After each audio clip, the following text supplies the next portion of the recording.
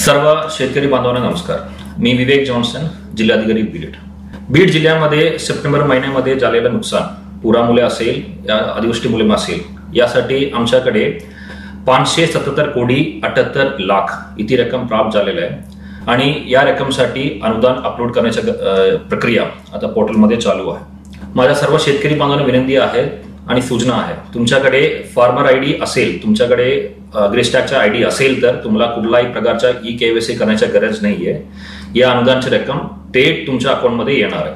तुमचा farmer ID आणि अग्रिस्टॅकचा ID तुमच्याकडे नसेल तर तुम्ही तुमच्या सीएससी सेंटरमध्ये जाऊन तुमच्या ई-केवायसीच्या प्रक्रिया करून घेतला पाहिजे।